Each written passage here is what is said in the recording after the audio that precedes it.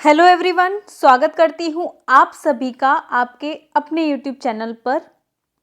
शिक्षण विधियाँ हमारी चल रही है इस चैनल पर बिल्कुल निःशुल्क। और आज मैं बात करूँगी व्याख्यान विधि के बारे में। व्याख्यान विधि या यूँ कहें अंग्रेजी में लेक्चर मेथड, ठीक है। इसके बाद में हमारी 2 विधियाँ और रह जाएगी। उसके बाद में हमारा पोर्शन कंप्लीट हो जाएगा शिक्षण विधियों से संबंधित, ठीक है। एक विधि रह चुकी है पर्यवेक्षित अध्ययन विधि, दूसरी रह चुकी है भाषा शिक्षण यंत्र उपकरण विधि। इसके बाद में ये पोर्शन कंप्लीट होने के बाद में एक दूसरा पोर्शन उठाएंगे और धीरे धीरे हमारा सिलेबस भी खत्म होता चला जाएगा। आप सभी जानते हैं कि सेकंड ग्रेड की जो भर्ती है अब वो आने वाली है, काम तेजी से चल रहा है, तो आप तैयार हो जाइए। और अभी तक भी आपको ऐसा लग रहा है कि नहीं बाद में आएगी तब देख लूँगा या देख लूँगी, तो फिर आपकी मर्जी है, आपको जो करना है फिर आप वो कीजिए। चलिए शुरुआत कर लेते हैं व्याख्यान विधि के बारे में, लेक्चर मेथड के बारे में। यह शिक्षण की सबसे प्राचीन विधि है। ये जो विधि है व्याख्यान विधि, ये शिक्षण की सबसे प्राचीन विधि है। सीटेट 2014 में ये प्रश्न बन चुका है कि शिक्षण की सबसे प्राचीन विधि कौन सी है, तो व्याख्यान विधि है, ठीक है। कौन सी है? व्याख्यान विधि है। आपको पता ही है कि जब पहले जो गुरु पढ़ाया करते थे अपने गुरुकुल में, तो वो किस तरह से ये व्याख्यान विधि के माध्यम से ही पढ़ाया करते थे। आप सभी इस बात से परिचित होंगे, और यदि नहीं है तो आप परिचित हो जाइए अब कि पहले जो पद्धति चलती थी, पहले जो शिक्षण चलता था वो व्याख्यान विधि के अनुरूप चलता था, ठीक है। सामने जो है गुरुदेव जो बैठे रहते थे, उसके बाद में जो बाकी छात्र बाकी विद्यार्थी जो बैठे रहते थे उनको वो व्याख्या देते थे, ठीक है। इसे कहते हैं लेक्चर मेथड। तो ये कैसी विधि हुई? सबसे प्राचीन विधि हुई। यह विधि स्मृति स्तर का शिक्षण व अधिगम कराती है। ये जो विधि है ये मेमोरी लेवल का शिक्षण व अधिगम कराती है। स्मृति स्तर कितना याद रह जाता है, ठीक है। कोई अलग से कोई प्रैक्टिस नहीं कराई गई है, सिर्फ वो कहेंगे, सिर्फ वो व्याख्या देंगे और उनको अपनी स्मृति में छात्रों को और बालकों को कैसा समेटना है, ठीक है। अपनी स्मृति में बालकों को उनको समेटना है, जो वाक्य जो शब्द गुरुदेव द्वारा गुरुजी द्वारा दिए गए हैं या टीचर्स द्वारा दिए गए हैं। यह आदर्शवादी विचारधारा की देन है। बिल्कुल, ये कैसी विचारधारा की देन है? आदर्शवादी विचारधारा की देन है। कौन सी विधि? व्याख्यान विधि। इसमें शिक्षक अधिक क्रियाशील रहता है। इसमें जो सक्रिय रहेगा वो सिर्फ और सिर्फ कौन रहते हैं? सिर्फ और सिर्फ रहेंगे शिक्षक। विद्यार्थी कैसे होंगे? गौण होंगे, श्रोता होते हैं। सिर्फ श्रोता के रूप में वो सुन रहे होते हैं। बाकी जो एक्टिव होंगे वो कौन होंगे? शिक्षक होंगे। और जो पैसिव होंगे वो होंगे बालक या छात्र छात्राएं, ठीक है। तो कैसी विधि हो गई ये? अगर शिक्षक इसमें क्रियाशील है तो ये विधि हो जाती है शिक्षक केंद्रित विधि। कैसी विधि है ये? शिक्षक केंद्रित विधि है ये, क्योंकि इसमें बालक का कोई सक्रिय वर्क नहीं होता है। किसका होता है? होता है शिक्षक का, ठीक है। बालक इसमें श्रोता है, बालक इसमें गौण है, पैसिव है, और जो एक्टिव है वो शिक्षक है। अच्छा, आगे बात कर लेते हैं। इसमें पाठ्य पुस्तक के प्रस्तुतिकरण पर अधिक बल दिया जाता है। जो भी पाठ्य पुस्तक, जो भी बुक है, जो भी सिलेबस है, उस पर बल दिया जाएगा, उसके प्रस्तुतिकरण पर बल दिया जाएगा। आगे से कुछ और ऐड ऑन नहीं किया जाएगा, उसी पर व्याख्या दी जाएगी, उसी पर बात की जाएगी। तो ये पाठ्य पुस्तक के प्रस्तुतिकरण पर बहुत ज़्यादा बल देती है। कौन सी विधि? व्याख्यान विधि। इसकी कुछ परिभाषाएं हैं और सेकंड ग्रेड में परिभाषाएं बनती हैं। सेकंड ग्रेड में आप परिभाषाओं को नकार नहीं सकते हैं। तो देख लेते हैं इसकी कुछ 2-4 परिभाषाएं। ये इंपॉर्टेंट परिभाषाएं हैं जो बार बार पूछी गई हैं। वैसे तो ढेरों है, लेकिन कुछ छाट कर लाए गए हैं जो बार बार परीक्षाओं में आती है। जेम्स एम ली क्या कहते हैं? ये व्याख्यान शिक्षण की एक ऐसी शास्त्रीय पद्धति है जिसमें शिक्षक औपचारिक रूप से किसी प्रकरण या समस्या पर भाषण देता है। देखिए, जो व्याकरण शिक्षण है वो एक शास्त्रीय पद्धति है जिसमें शिक्षक औपचारिक रूप से, फॉर्मल, ठीक है, औपचारिक रूप से किसी प्रकरण या समस्या पर क्या देंगे? भाषण देंगे, व्याख्यान देंगे। ठीक है, तो ये औपचारिक रूप से हो गई है और एक शास्त्रीय पद्धति है, तो इसको आप याद रखिएगा। शास्त्रीय पद्धति एक निकालो एक कैची सा वर्ड, और जेम्स एम ली शास्त्रीय पद्धति, इनको निकालकर आप इसको सॉल्व कर सकते हैं। थॉमस एम रिस्क व्याख्यान उन तथ्यों, सिद्धांतों, प्रत्ययों व संबंधों का स्पष्टीकरण है जिन्हें शिक्षक चाहता है कि उसे सुनने वाले उसे सुने। तो रिस्क साहब क्या कहते हैं? वो कहते हैं कि व्याख्यान विधि जो है उन तथ्यों, सिद्धांतों, प्रत्ययों व संबंधों का स्पष्टीकरण है जिन्हें शिक्षक चाहता है कि उसे सुनने वाले उसे सुने, जो उन्हें सुन रहे हैं श्रोता बनकर सुने। तो ये रिस्क साहब कहते हैं, ठीक है, रिस्क महोदय ये बात कहते हैं। बाइनिंग एंड बाइनिंग क्या कहते हैं? बड़ी कक्षाओं में प्रवेश, बड़ी कक्षाओं में प्रयोग की जाने वाली पद्धति व्याख्यान एक व्यवहारिक पद्धति है। याद रखिएगा कि व्याख्यान जो पद्धति है वो बड़ी कक्षाओं के लिए महत्वपूर्ण है, छोटी कक्षाओं के लिए महत्वपूर्ण नहीं हो जाती है। कारण ये है कि जब सामने लेक्चर शिक्षक देते ही जाएंगे, भाषण देते ही जाएंगे, प्रस्तुत करते ही जाएंगे, तो बालकों में नीरसता का भाव आ जाता है, उबाऊपन आ जाता है, ठीक है। जो ध्यान लगा सकता है उनकी बातों पर वो तो लगा लेता है, और हमें नहीं पता चलता कि अन्य जो विद्यार्थी हैं या फिर सब विद्यार्थियों में से कुछ विद्यार्थी अटेंटिव होकर इसको सुन रहे हैं और कुछ मानसिक स्तर पर कहीं और घूम रहे हैं, ठीक है। शारीरिक स्तर पे तो वो बैठे हुए हैं शारीरिक रूप से, लेकिन मानसिक रूप से वो कहीं गार्डन में घूम रहे हैं, वो कुछ खा रहे हैं। कहाँ पर उनका मानसिक स्तर है, कहाँ पर वो चले गए हैं, वो अध्यापक को नहीं ज्ञात हो पाता है, ठीक है। तो इस बात को याद रखना कि ये व्याख्यान जो है वो बड़ी कक्षाओं के लिए इंपॉर्टेंट होगी, ना कि छोटी कक्षाओं के लिए, ठीक है। ब्राउन क्या कहते हैं? यदि व्याख्यान का ढांचा भली प्रकार तैयार किया जाए तो उसका प्रभाव बढ़ जाता है। अगर ये जो व्याख्यान का ढांचा है, अगर ये अच्छे से तैयार किया जाएगा तो उसका प्रभाव कैसा होगा? बढ़ जाएगा।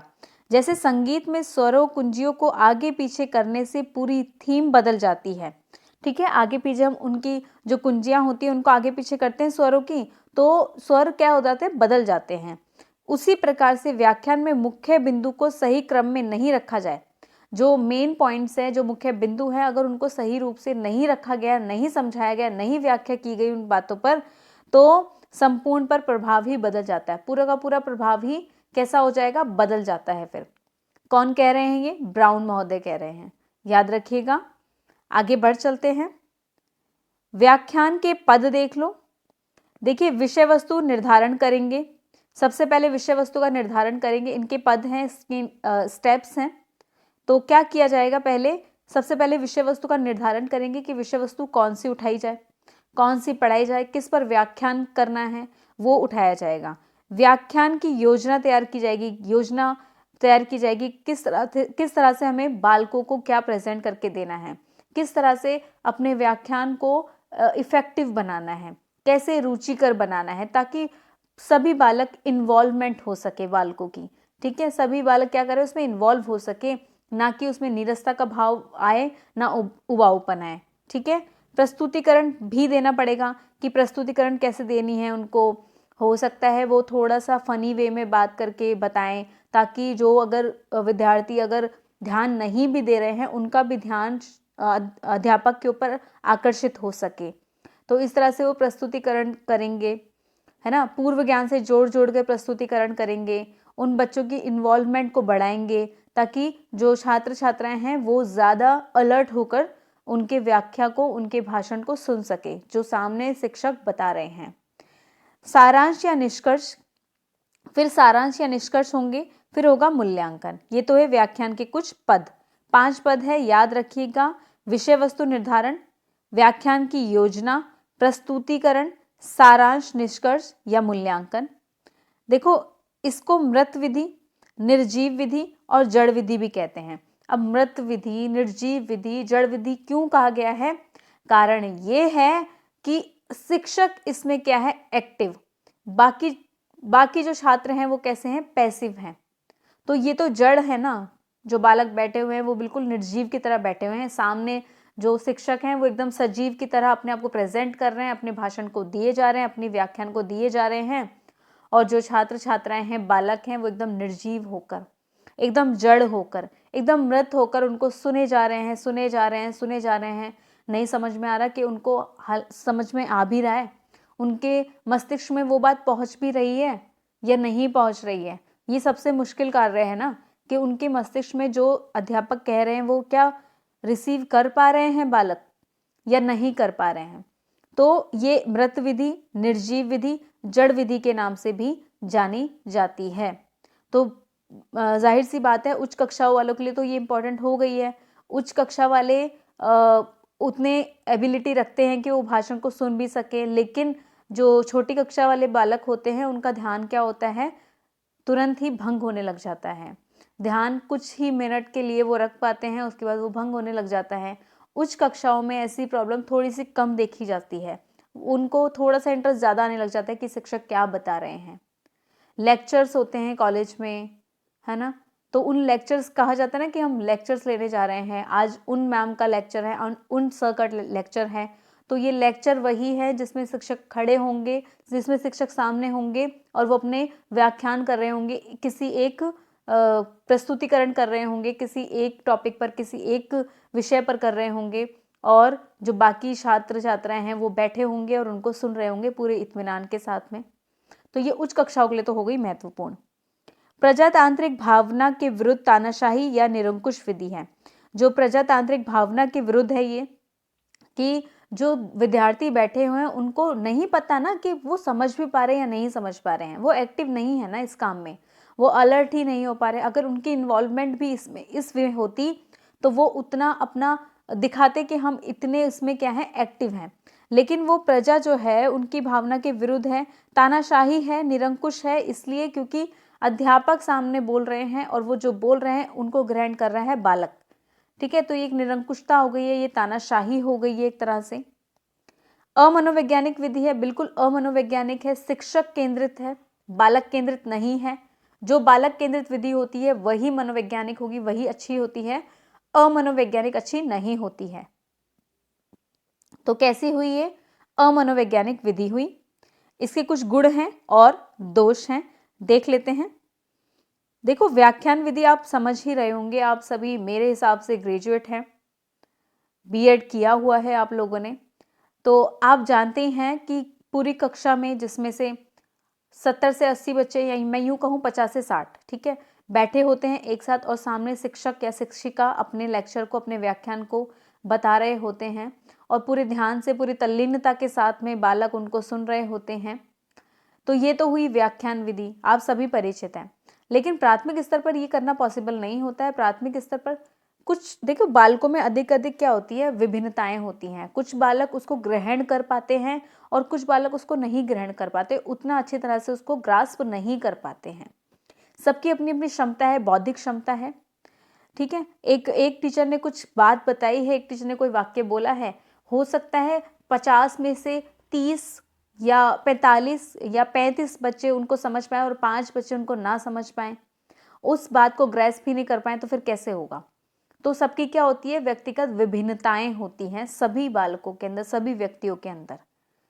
तो अगर व्याख्या दी जा रही है, एक शिक्षक सामने खड़ा है, वो ये सोच समझ के व्याख्या कर रहे हैं कि हर बालक को, हर बालक, हर छात्र, हर एक छात्रा की तरफ मेरी आवाज़ पहुंच रही है, मेरी बात पहुंच रही है, तो एक तरह से ये सही भी नहीं है, नहीं, ये निरंकुशता है, ये तानाशाही है। हर एक इंसान की, हर एक व्यक्ति की अपनी एबिलिटी, अपनी कमजोरियां, अपनी पावर, ये सब चीज़ें होती हैं, ठीक है। हालांकि ये प्राचीन विधि है और आज भी प्राचीन विधि है और आज भी और आगे भी ये काम में ली जाएगी। कॉलेजेस में लेक्चर विधि ही होती है, कॉलेज में इसी तरह से पढ़ाया जाता है, ठीक है। जो अटेंटिव होंगे वो बिल्कुल अपनी नोटबुक में लिख रहे होंगे, जो अटेंटिव होंगे वो बिल्कुल तल्लीनता के साथ सुन रहे होंगे, ठीक है। हमने तो यहाँ तक भी देखा है कि बच्चे अपने फ़ोन में रिकॉर्ड भी कर लेते हैं जो सामने शिक्षक, जो सामने लेक्चरार उनको बता रहे होते हैं, फिर घर जाके उनको दोबारा सुना जाता है ताकि वो ज़्यादा कंठस्थ हो सके दिमाग में, ठीक है। तो ये यूज़फुल भी है, ऐसा नहीं है कि यूज़फुल ही नहीं है, ये बिल्कुल यूज़फुल है, लेकिन कुछ छात्रों के लिए और कुछ के लिए नहीं। अपनी अपनी बुद्धि लब्धि पर ये डिपेंड करती है फिर। ठीक है, देखो गुण देख लेते हैं इसके, विशेषताएं, गुण, मेरिट्स देख लो इसकी।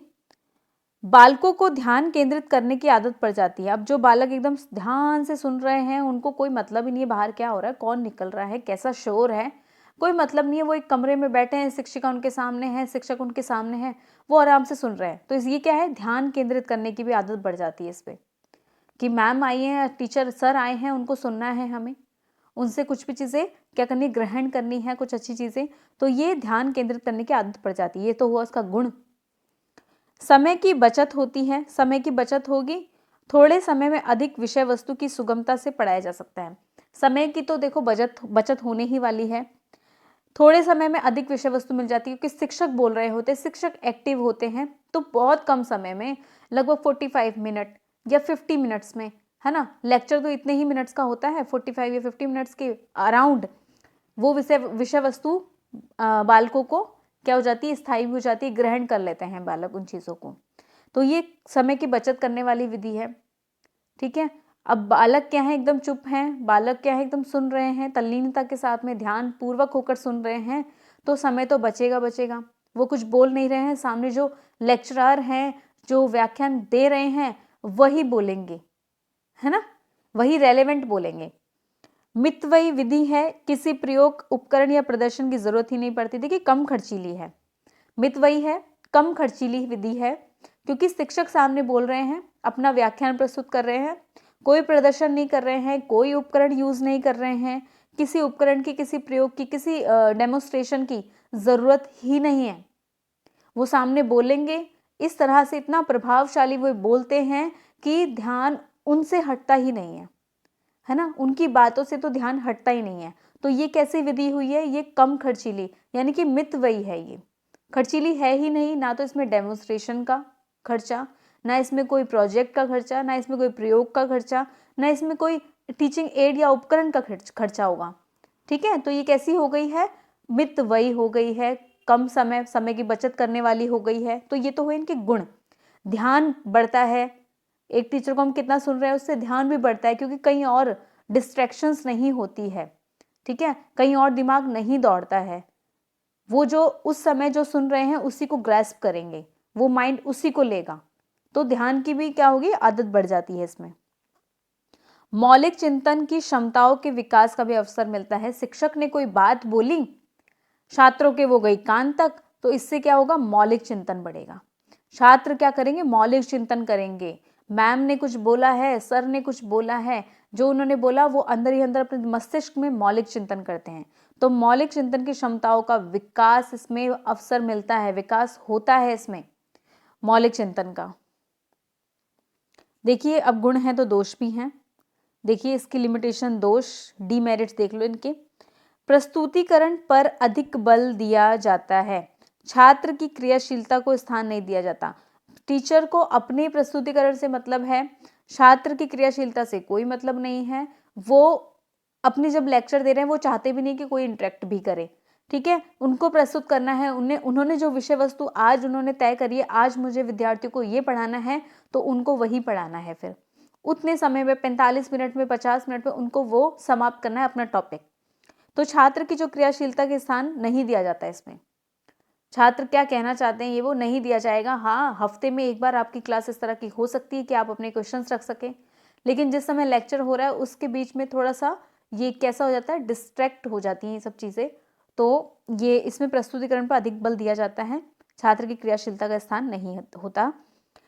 उच्च कक्षाओं में ही प्रयोग किया जाता है, बिल्कुल उच्च कक्षाओं में ही प्रयोग किया जाता है।